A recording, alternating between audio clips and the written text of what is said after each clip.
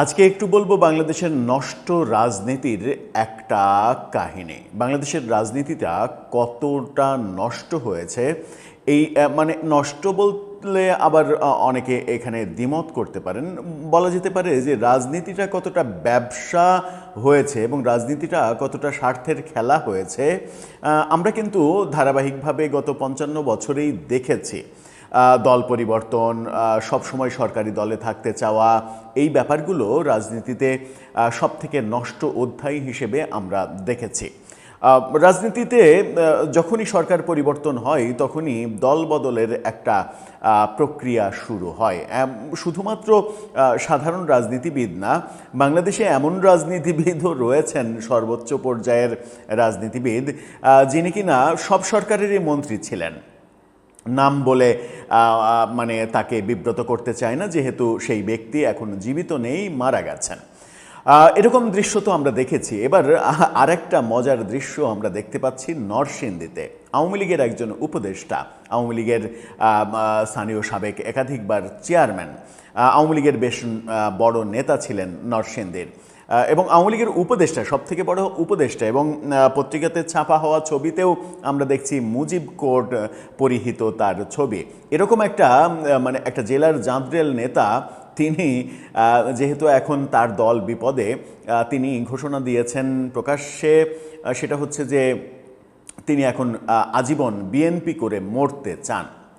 হঠাৎ করে আওয়ামী লীগ থেকে তাকে বিএনপি করে মরতে চাওয়ার মানে ব্যাপারটা দেখছি কেন, তার এই স্বাদ জাগলো কেন?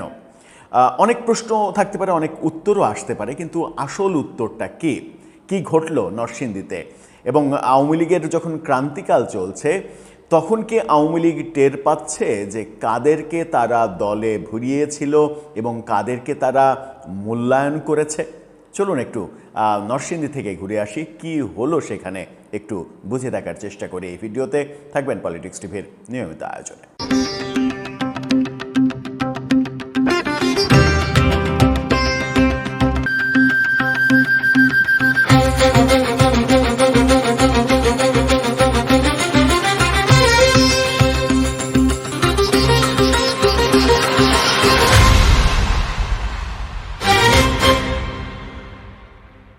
দর্শক, বলছিলাম নরসিংদীর এক আওয়ামী লীগ নেতার কথা। এই নেতা বীর বিক্রমে প্রেস ক্লাবে সাংবাদিক সম্মেলন করে ঘোষণা দিয়েছেন তিনি এখন আজীবন বিএনপি করে মরতে চান। কালকে যদি বিএনপি সরকার না থাকে, কালকে বলতে এই 5 বছর পরে যখন বিএনপি সরকার থাকবে না, ধরা যাক যে এনসিপি ক্ষমতায় আসলো, তখন কি তিনি বলবেন যে আমি আজীবন এনসিপি করে মরতে চাই? দলবদল যারা করে তাদের ক্যারেক্টারটা অনেকটা এরকমই হয়। কি হচ্ছে সেখানে? ইন্ডিপেন্ডেন্ট টেলিভিশনের শিরোনামটা দেখে নিন। সেখানে বলা হচ্ছে আজীবন বিএনপি করে মরতে চান নরসিংদী জেলা আওয়ামী লীগের উপদেষ্টা।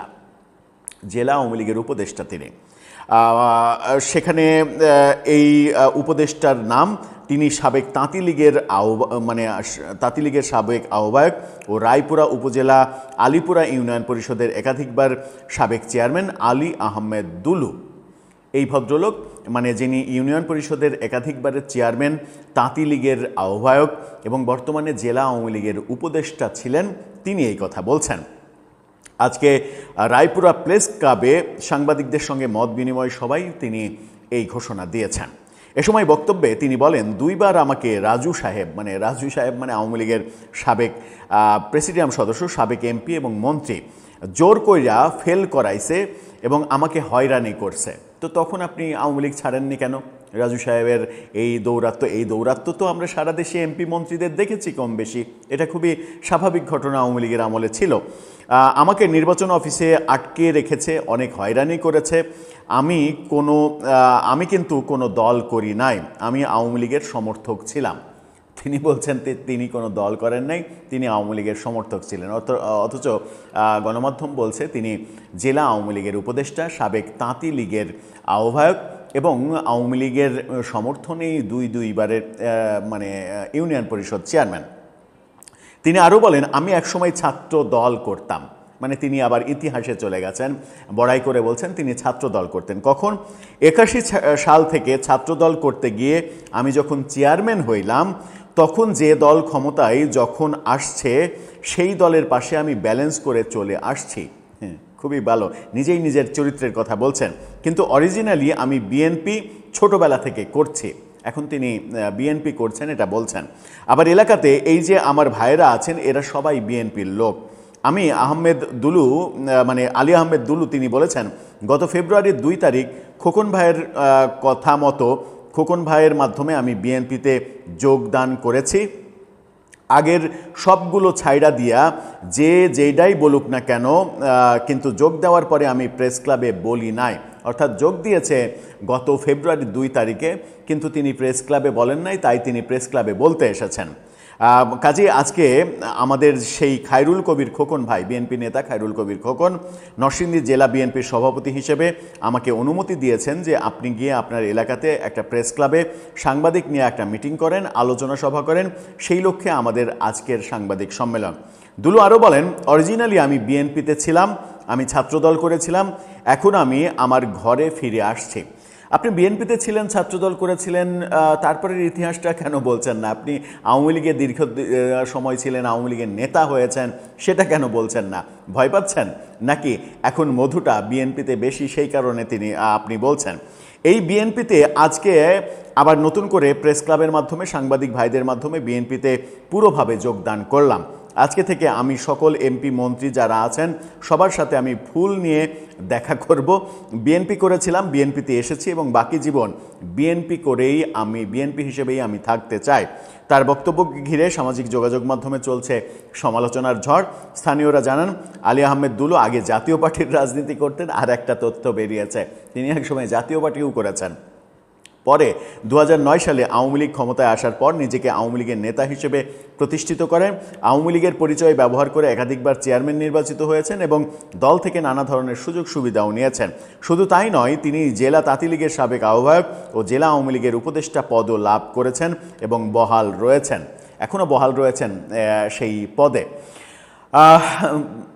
আমার মনে হয় যে আওয়ামী লীগ যারা করেন তারা টের পাচ্ছেন যে আওয়ামী লীগ কাদেরকে ভিড়িয়েছিল এবং কাদেরকে ভিড়িয়ে অনেক বেশি মূল্যায়ন করেছিল, এবং এই হাইব্রিডদের বেড়ানোর কারণেই যে মূলত আওয়ামী লীগ দল হিসেবে অনেক বেশি দুর্বল হয়েছে।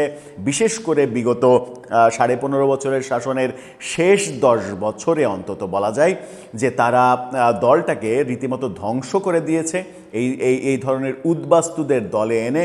এবং সবথেকে ভয়াবহ খেলাটা হয়েছে আসলে ছাত্রলীগে। ছাত্রলীগের লুঙ্গির নিচে যাদেরকে আশ্রয় প্রশ্রয় দেওয়া হয়েছে, বিভিন্ন ভাই তাদের ভাই লীগ মানে সমৃদ্ধ করার জন্য, ভাই লীগের ক্ষমতা বাড়ানোর জন্য যাদেরকে ধরে এনে ছাত্রলীগ করিয়েছে, তাদের চেহারা তো আমরা এখন দেখতে পাচ্ছি আওয়ামী লীগের সবথেকে বড় শত্রুতে তারা পরিণত হয়েছে।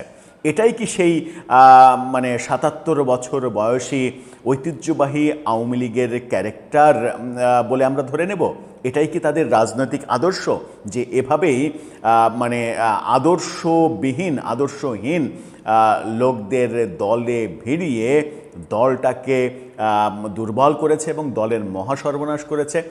সেটা একটা যেমন দিক, তেমনি আরেকটা দিক হচ্ছে বাংলাদেশের রাজনীতিতে এটা একটা ট্র্যাডিশন।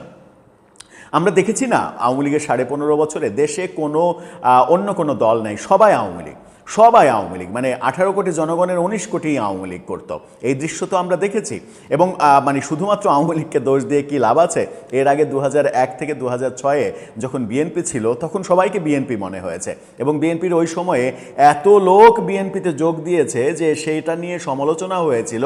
সেই সময় ফেসবুক তো ছিল না, ফেসবুক থাকলে ব্যাপারটা আরও জমতো। সেই সময় এত বেশি সমালোচনা হয়েছে যে এই যোগদান করতে করতে জনগণ নতুন বিএনপিতে যোগদান করতে করতে সংখ্যাটা এমন হবে যে 16 কোটি জনগণের 18 কোটি যোগদান করে ফেলেছে। এই ব্যাপারগুলোও আমরা দেখেছি। তার মানে সব সময় আবার এখন যখন বিএনপি সরকার এসেছে তখন দেশে আর আওয়ামী লীগ নাই।